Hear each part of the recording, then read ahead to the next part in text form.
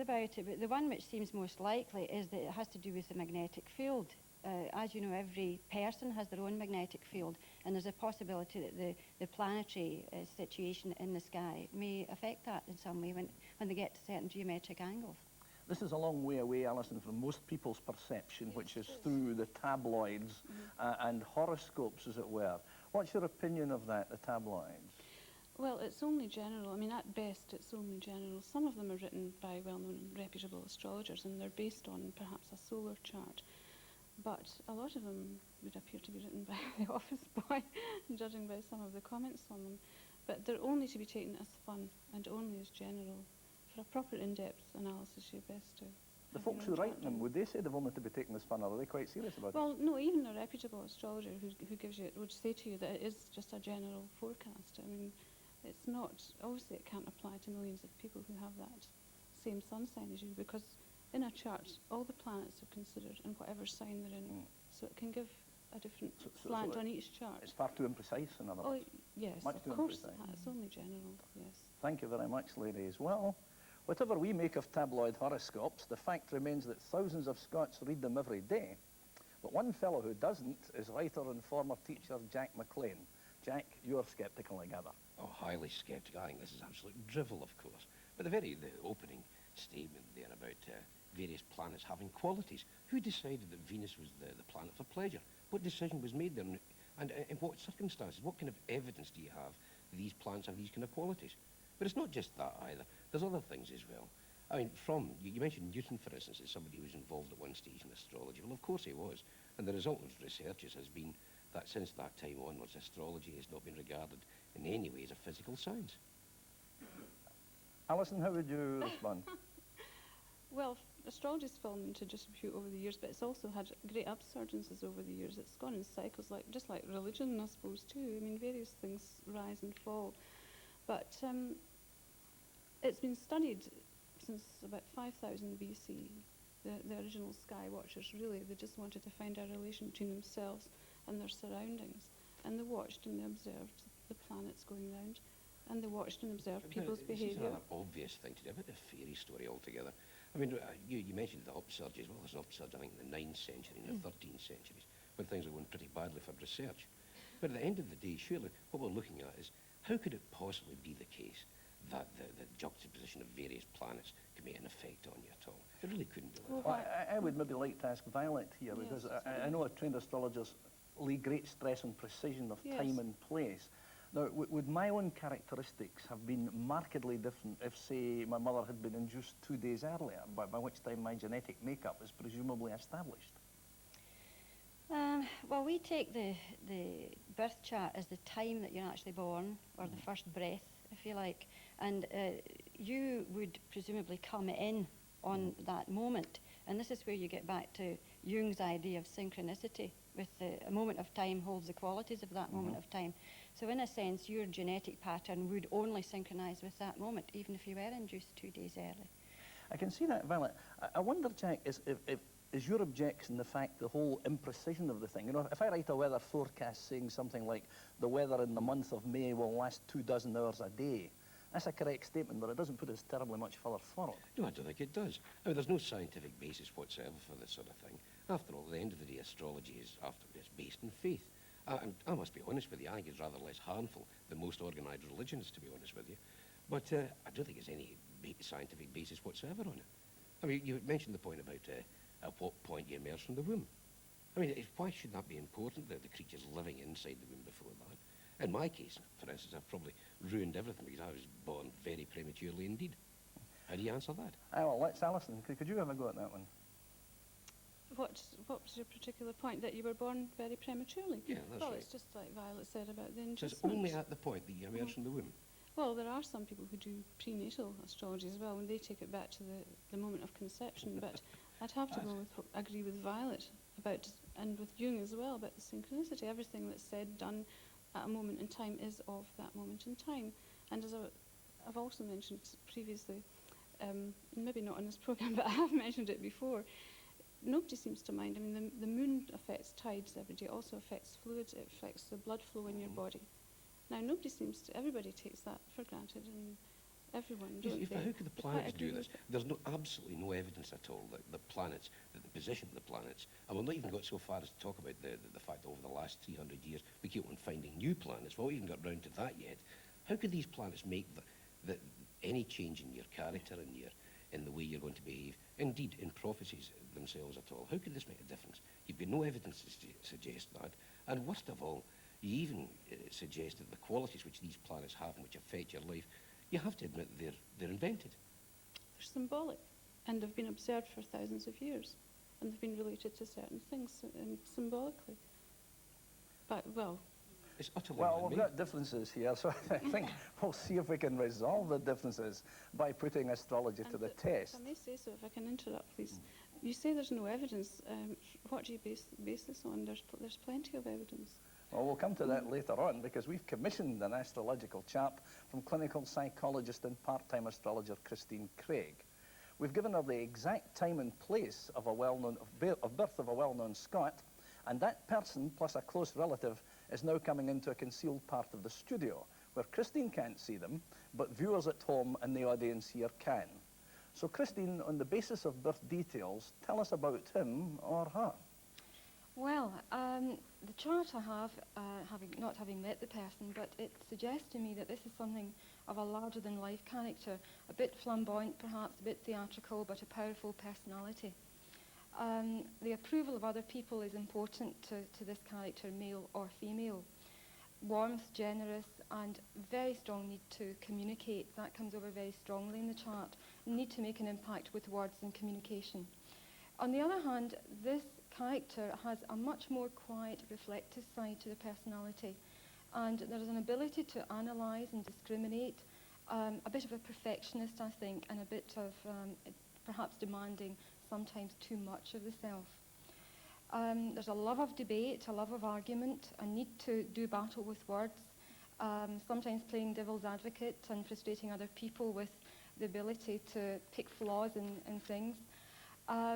But again, there's this another side, a very sensitive side, a very vulnerable side to the nature, very imaginative, constantly absorbing ideas and impressions from the environment and sifting them and responding by instinct and feeling. Strong intuition, an idealistic quality, perhaps moody and changeable, and a tendency to retreat into the shell every now and again to recharge the batteries, but a strong need for that security, a sense of family, a sense of home life, in order to be able to give forth. Well, that's and express fairly itself. specific, Christine. Thank you very much. Let's see how successful you've been. It's time to find out as we welcome our first guest this evening.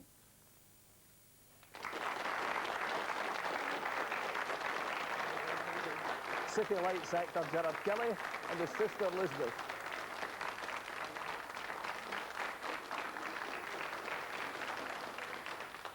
Well, Gerald, a true bill? I thought that was quite astonishing, to tell the truth. I mean, it was just, I thought, incredibly accurate, considering all you had was my date of birth and the time of birth. I was knocked out. And certainly in terms of what you said about debate as well. Who was it that I couldn't see? Sorry. I mean, the larger-than-life personality, I thought, right, fine, you can get that. It's Gemini, blah, blah. But the love of debate, I was very impressed by, because I don't think that's as obvious a characteristic. I think that was pretty spot on. Well, to be honest with you, Bob, I thought it sounded exactly like me, possibly you as well, and everybody else. You would fault it for lack of specificity. Yeah, but not only that, the other wonderful thing about all these horoscopes that are made is that at all times they make you sound rather good. They never make you sound, they never make you sound like Adolf Hitler, for instance. You're anticipating one of my questions later on. Thanks.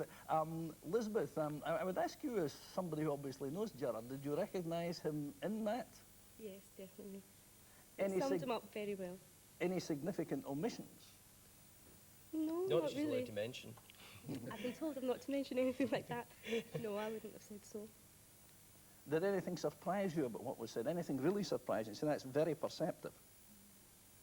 Again, the whole point about debating and arguments, which is a side to him that you don't necessarily see, but he is very much like that at home.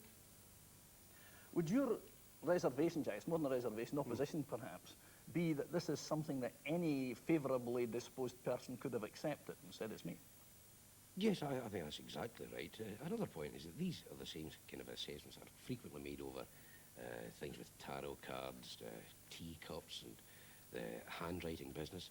You can always go around and make up something like that. And by and large, the kind of character traits that people want to see in themselves, particularly when somebody, especially when it's something as much fun as astrology, they're more than prepared to agree to that. Whether I agree or disagree or not, we have other evidence, I think, because Christine wasn't the only one to prepare a birth chart for Gerard. And I may say that Alison did this, and I also have Alison's chart here, so this was done well before the programme, so there's no opportunity for her to second guess. Alison, would you like to read what you've got? Yes. I've put the same. Strong character, self-reliant, needs to control his own environment a lot.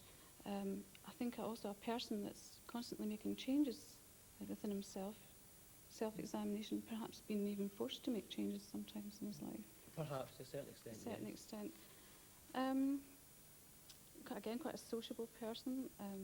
The talkative side, extremely important. A good voice, perhaps singing. If not singing, then at least a good speaker in some way. A pleasant, Certainly no singing, I can tell you. strong voice. And let's see what else. An idealist, perhaps, with Maybe a bit. high ideals.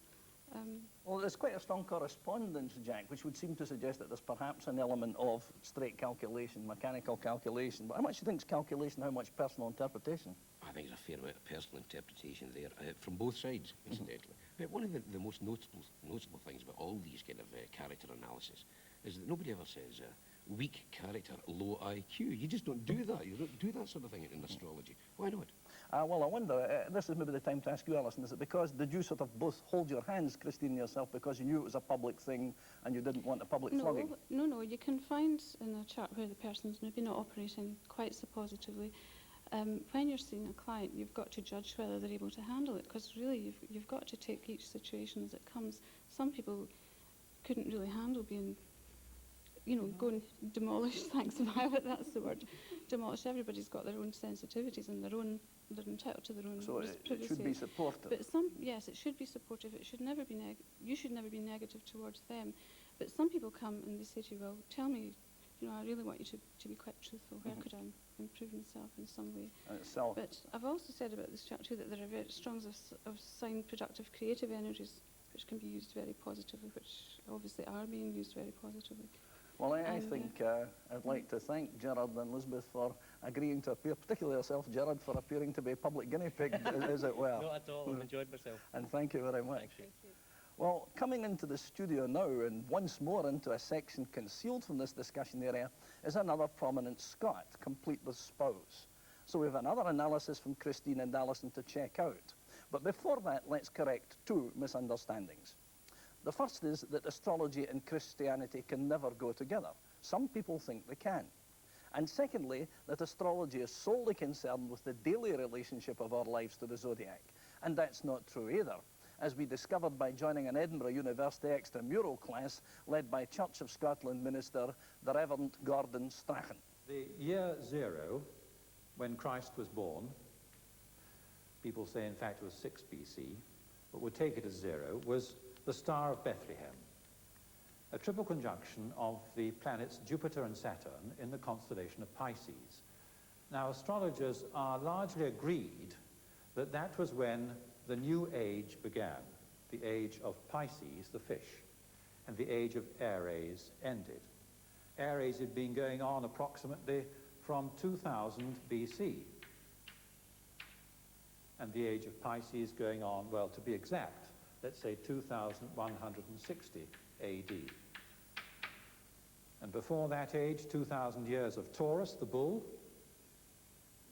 and after the fish, Pisces, 2,000 years of Aquarius, taking us on to 4000 AD. Now, this is the map of the great year and the cosmic ages. And it's very exciting because it gives us a way of identifying ourselves as being citizens of the cosmos, both in space and time. It's to do with a cosmic dimension that so many of us have really never come to terms with, because it's part of an ancient wisdom that's either been neglected or rejected in the modern world. A lot of people think that the world is about to come to an end just now. Is this because we're coming to the end of another age? Yes, it is. I think that there's a great misunderstanding. All down history, groups of Christians have said the world is going to end because they've misunderstood the New Testament teaching, which was not the end of the world, not the end of cosmos, but the end of the age, Ion. And that's happening again. In fact, there are millions of Christians, particularly in America, who subscribe to what is called the Armageddon theology, very frightening, who say the world is meant to end now. Here we are, just coming up towards Pisces, 180 years to go towards the age of Aquarius. And they say, no, this is to be the end of the world. Now, if you understand this biblical cosmology, you say, no, not the end of the world, but the end of the age. End of the age of Pisces, beginning of the age of Aquarius. Very exciting. The age of the Spirit. Aquarius is the great communicator, the great humanitarian, and he's an air sign, so he's spirit. It's the age of the Holy Spirit. Well, since we made that film, Gordon Strachan and his wife have taken up an appointment as wardens of the Church of Scotland Centre in Tiberias in Israel, so clearly they can't be here.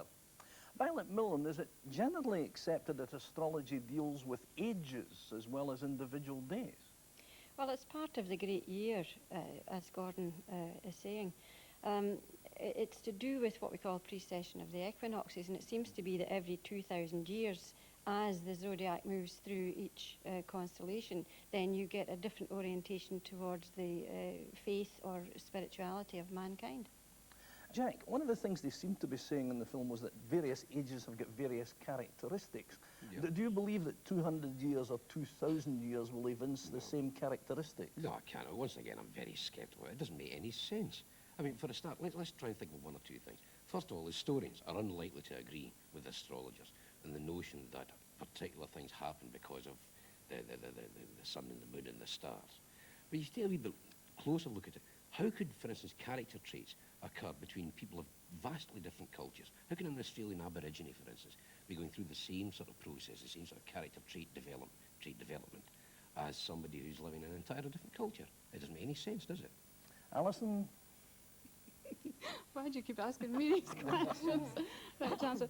Well, an Aboriginal person is not going to have the same sort of outlook on life as a person who lives here. Surely this would suggest But he astrology. can't. He's got a different environment. They have a much more spiritual attitude to life anyway than we have. We're obviously bound a lot by materialism in this society.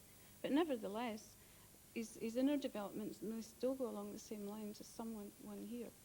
I think last time that our consumer, if we can so call him, Gerard, was quite pleased with what he got from the astrologers. So let's move on to our second astrological character analysis.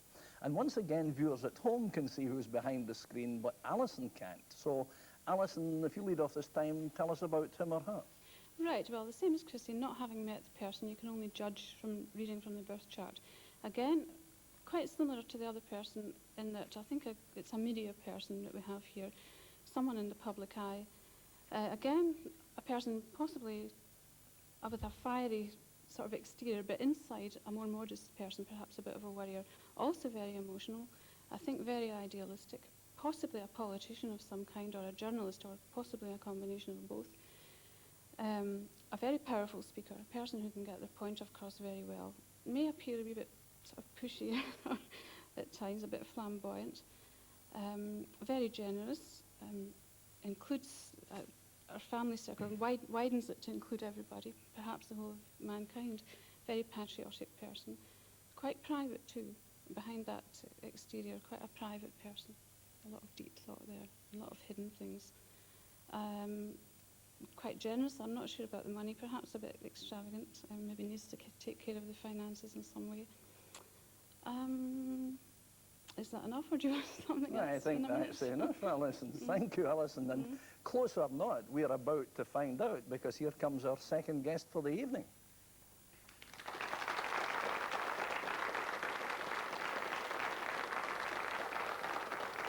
It's the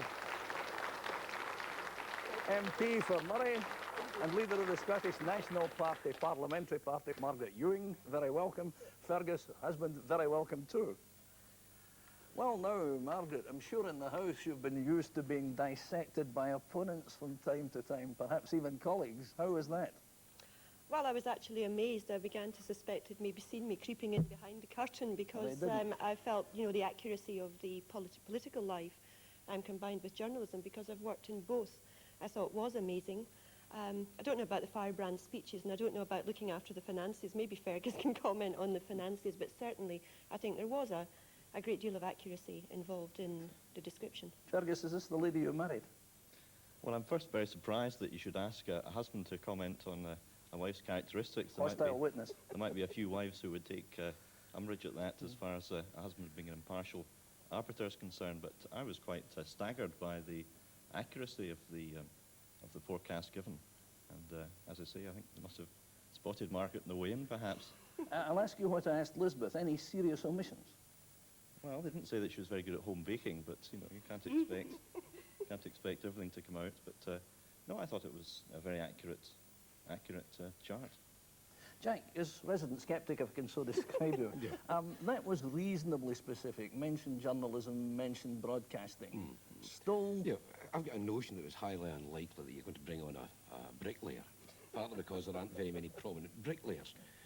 And I suspect, once again, that was an easy enough thing to do. So you're saying it would be a reasonably informed guess, it would be somebody well-known, and somebody, since they weren't known in television, they'd be good at appearing in television? That's right. Well, we'll see what the second thing is, because, of course, again, Christine, you've done the backup this time, have you not? Yes, I have. And would you like to tell us what your backup is?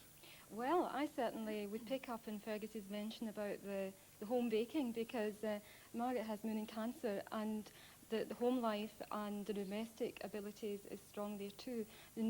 She's a very good nurturer and carer, and has great sensitivity for other people's problems and is very understanding.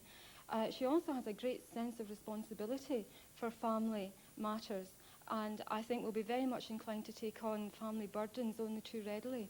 I feel that's quite a strong feature, but certainly the love of debate, the love of argument, doing battle, that comes over very, very strongly, and the spirit of need to express the self with great warmth and great theatricality.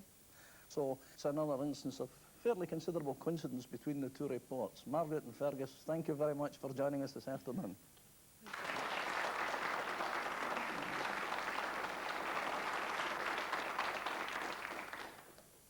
Well, astrology is not the only tradition of pre-Christian times to be experiencing a revival. There's also renewed interest in the ancient Celtic traditions, and many Scots are now anxious to dispel the myth that Christian missionaries to Scotland found nothing but a primitive Pictish superstition. Celtic faith was in fact highly developed, and in a recently published novel, Maggie's Journey, Margaret D'Ambrosio advocates a rediscovery of Celtic insights. She heard the voices of the stars singing in harmony as they wheeled the vast and empty heavens. They sang in the universal language of creation, a language of colours, vowels, and pure tones. They told her of a wise and ancient race that had once lived on the surface of the earth. She had a vision of these people, grouped upon the land in the pattern of a constellation, singing the pure notes of the component stars. Coded energy from them bounded and resounded across deep space to the green surface of the earth. It shimmered in the air, enveloping the people in a column of silvery white light. As the energy crystallized and was grounded, a conical hill rose up from nowhere, and 13 tall black stones grew up around it, impressed with the maps of stars, and containing their secret vital power for all time.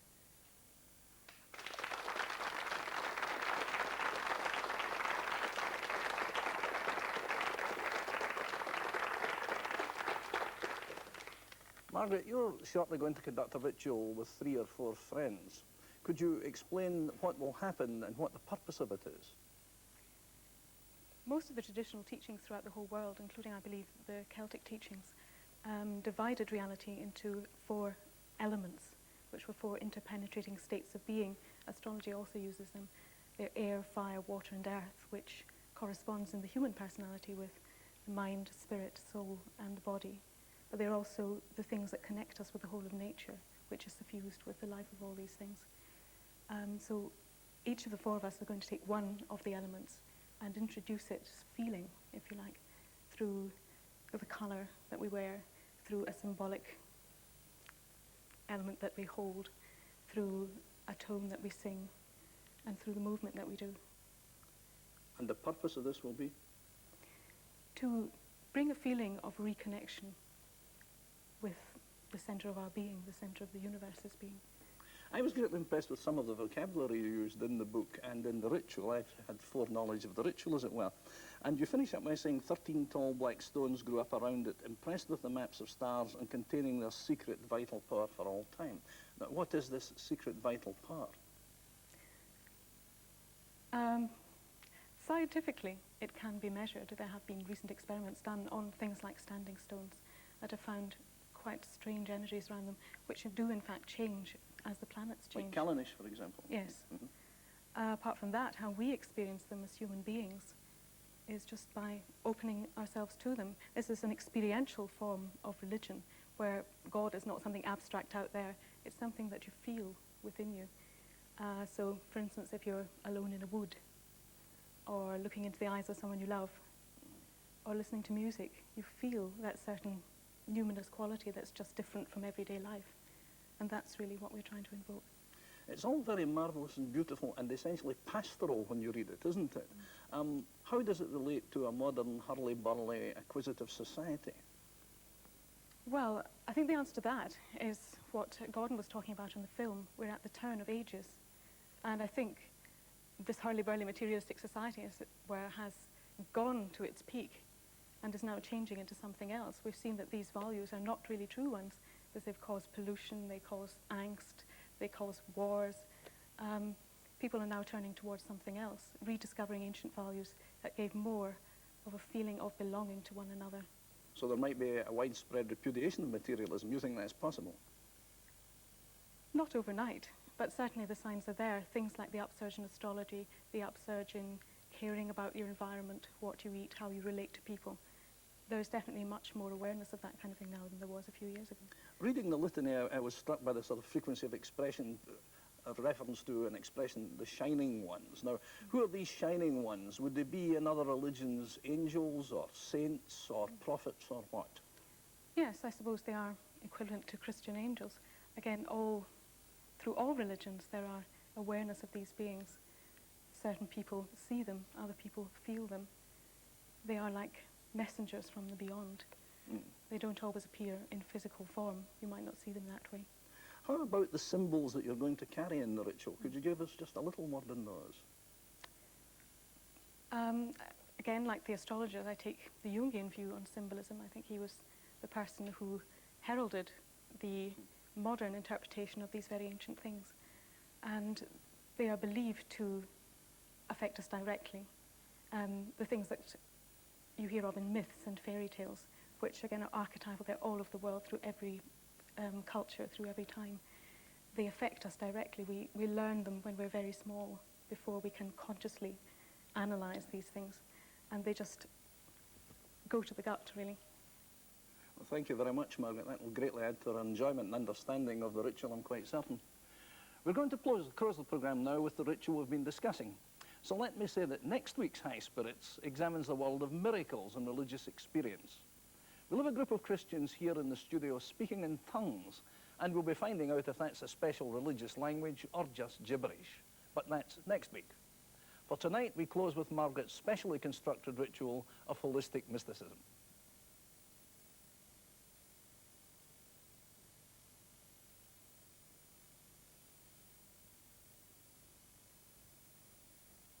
Shining ones of air, be with us.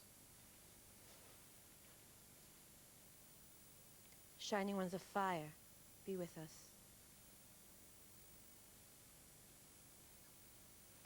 Shining ones of water, be with us. Shining ones of earth, be with us.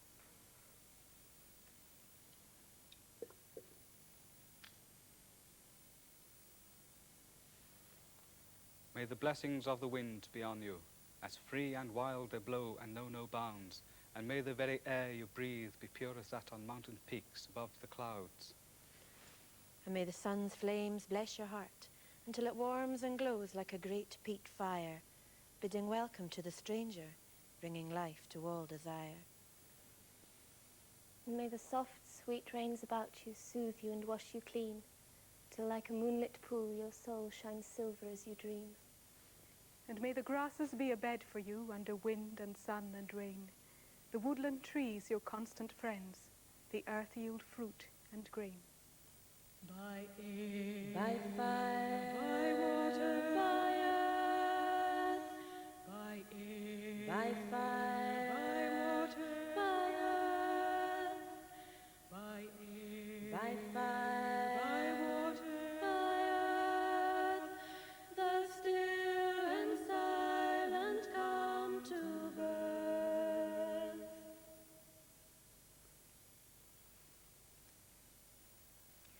At the heart of the turning world lives the spinner of threads, whose lifelines weave their stories through the myriad forms of nature.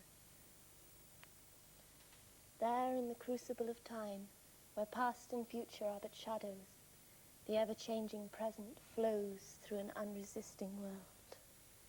There where all is silent, the singing stars make symphonies of sound. There in the darkness, rainbows sparkle. In the still point, there the dance is. Since the dawn of time, humanity has symbolized the mysteries of life in the form of a circle quartered by a cross. The circle is boundless eternity. The 4 square points upon it, the measured stations of eternity. Through the unfolding cycles of time, space, and creation, the 4 seasons, the 4 directions, the 4 elements. But the center of circle and cross is that elusive point of balance where all diversity is unified, all opposites are reconciled, and from which life perennially springs anew. And the secret doorway to that point is within the heart of all creatures, when through love they open their souls and become one with all of nature. This is the mystery we seek.